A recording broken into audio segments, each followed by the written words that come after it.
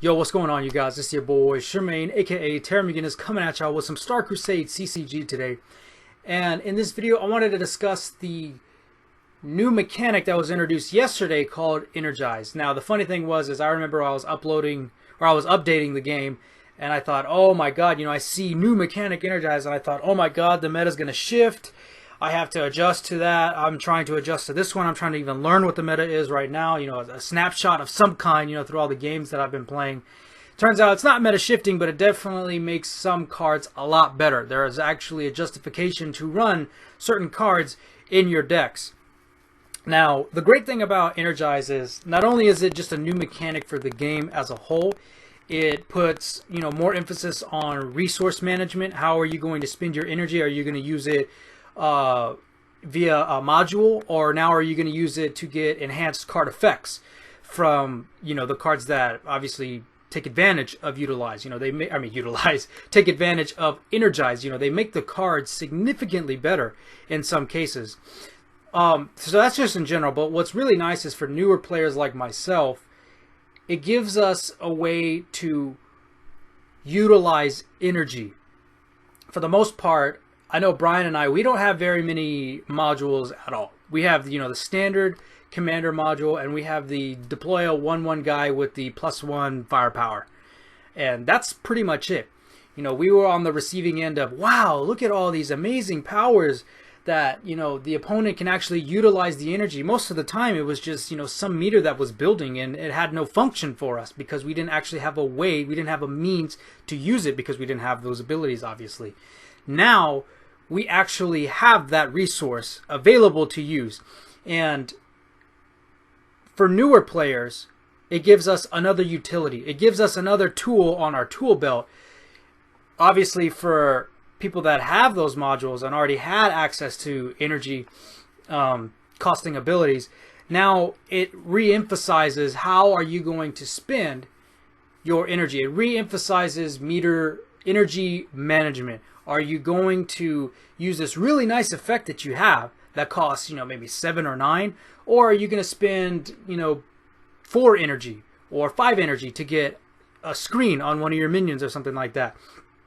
So it's really good for newer players, and it's just good for the game overall. And some of the cards, I think there's 16 in total. There's 16 in total that now have the text Energize. And, I was mentioning earlier that some of these cards you wouldn't typically run. But one of the most apparent ones that was seen in play immediately the entire day yesterday was the sniper. The 2 supply, 2/1, activate, deal 1 damage. Now, when you energize, you spend 4 energy, you return the unit to your hand. And while typically you wouldn't really want to play the card in the early game, especially if that's all you're going to play, or if it's going to be something around turn 2 to turn 4, typically that's not the best play that you could probably come up with a better play than playing a 2/1 deal 1 damage.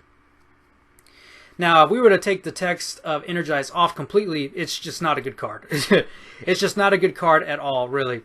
I think it's a bomber, I can't remember its exact name, but the 2 supply 1/2 deal 2 to a random, enemy, like an enemy or enemy unit, I can't remember off the top of my head. If there's only 1 unit on the enemy board, that's going to hit every time. You get 1 extra, and it's random, but you can set it up. That's a lot better than just 1 damage selected. However, this card becomes a serious tool in the late game. Generally, you don't really want to play this guy. Actually, it's a female. You don't really want to play this gal, just as a 2-drop. You want to, honestly, take advantage of her and seriously hold her in your hand for as long as you possibly can and spend that energy, because you're going to constantly do damage. You can think of it as like I said, for the most part, you're going to play her for that effect, for that 1 damage. So you don't even think about her as a 2 supply 2/1 deal 1 damage. You should think of her as a 2 supply deal 1 damage, not play a minion, not play a unit. That's how you really got to think of her as, because now she serves a much higher purpose and has a greater function to your card or to your deck and to the game as a whole, rather than just a 2/1. Now she is a spend 2 supply and deal 1 damage. It's a spell that never ends, that is completely dependent upon your supply and your energy. With 10 supply, you can deal 5 damage. That's like, if you were to take a step back and say, for 10 supply, I can do 5 damage. That's pretty terrible. That's not great. That's not the best use of supply.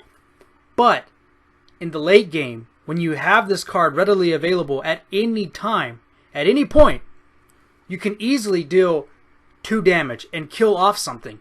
Maybe kill off something behind a screen that you wouldn't actually be able to get to.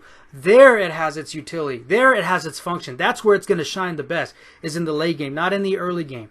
Maybe in the mid game, when you need to just do 1 or 2 points of damage, and maybe you can throw another 2-drop on the field or something. But this sniper has become almost an auto-include in the decks that I have played against since yesterday, because of the utility function to be able to just do damage constantly throughout the game and not relying on getting a tactic, not relying on fishing for a tactic, top decking a tactic, and waiting for that damage. You always have it in your hand, and she became a lot better. Let's see some other cards that are really great. Another one is the Fighter Ace. The 2-unit, 2/2, activate, gain soak 1 if you have other units on the board. Energize 4, give soak to target friendly unit instead. So if you have a screen that's on the board that still has, a relatively high amount of health, do you think that a 2/2 with soak 1 is more important, or a whatever with screen and soak taking less damage while everything is forced to attack into it? There you have a question that you have to ask yourself. Are you going to use that soak, take advantage of the soak, and start trading with the Fighter Ace, or do you want to have the soak on a screen minion to soak up as much damage as possible to get as many units sent into it as possible? That's a question that you have to ask yourself. But because of Energize now, you have the possibility to do either one. And that's what makes it really great. That's what makes these cards that were maybe average or below average to, a step above where they are at right now, where they were at, 2 days ago. Another one that I have been running, actually the 2 that I have ran are the Raptor Tank and the Mammoth Tank. So the Raptor Tank is a 4-unit 3/3 armored. That's how it was, before Energize came out. Okay, premium stats for a 4-unit or 4 supply unit is 4 attack, 5 health. That's great. That's like standard statistics right there. So if you're going to take off any point, the effect that the card brings to the table has to be pretty good. Especially if you're going to take 1 attack and 2 health from the premium stats, that has to be pretty good. Armored is pretty good. If you have a bunch of 1/1s, you have a bunch of guardsmen, you send them in, the card's just not that great. But now if you spend the energy, you can get screen on top of that. And if they have no small units, if they have no little guys that they can just send in, now you have to send in 2 3s. You have to send in what you have, or you just leave it. The opponent has to leave it on the board, and maybe you can combo it with something else. But the fact of the matter is, if they don't have any little guys to send in, and they have just standard 2 drops, 3 drops, they have to somehow work around that. Maybe they have to spin removal to get that off of the board now, because the armor is pretty good as it is. But now you throw on screen on top of it for just spending energy, not any more supply, not playing another card. That makes that card pretty good. It makes the card pretty decent. And I've been using it to, pretty good effect. The last one is the Mammoth Tank. That thing. First of all, it's a pretty decent card as is. What is it? 6-unit for or 6-unit. 6 supply for a 4/6. Not the greatest stats, for a 4/6, 5 is, that's appropriate. But again, that's just the card as is, not of course accounting for the effect, which you summon 2 1/1 guardsmen. So effectively, it's my laptop keeps going black. It's a 6 supply, 6 supply 6/8. Jesus, it's a little late, so my brain is kind of. It's a 6 supply 6/8 for 6, split between 3 bodies. That's pretty good. That's pretty good. A lot of people that I've ran into have left the guardsmen on the board, which is not a good idea because they can be comboed with something else to give them more attack, and then you can trade a lot more efficiently than having to send in, you know, something else. But you spend the energy, and all guardsmen have I forget what it's called. They gain emergency bunkers. In other words, they cannot be targeted by commander abilities or tactics. They have to be traded in. Unless, you know, it's an AoE. Then obviously, you know, you can't do anything about that. But the key word is all. It's not just the 2 that get deployed, you know, when the card activates. It's all of the guardsmen on the board. That's really good. That's really good.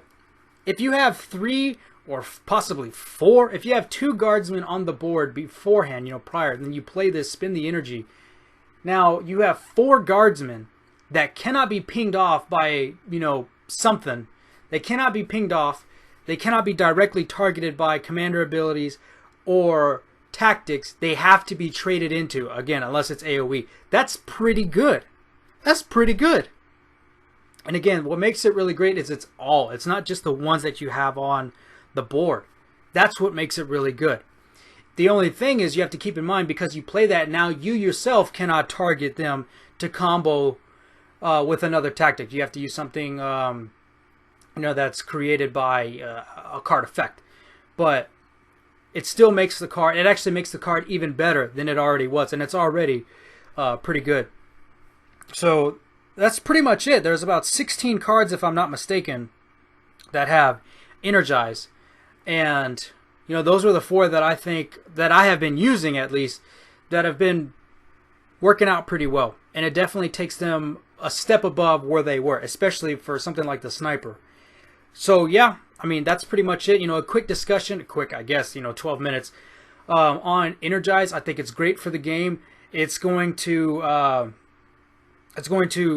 reinforce resource management, as well as help younger players, you know, newer players, not feel so behind when we really didn't have a way to actually spend our energy. And now we in fact do have a way. So let me know what you guys think about Energize in the game. What are some cards that you think are, you know, that are best utilized with energy? I think, you know, Sniper is probably one of them, because I've seen it being played in every deck that I've played all of yesterday. But yeah, that's going to do it for me, you guys. Hope you enjoyed the video. My name is Shemaine, and I'm out. Peace. Have a good day.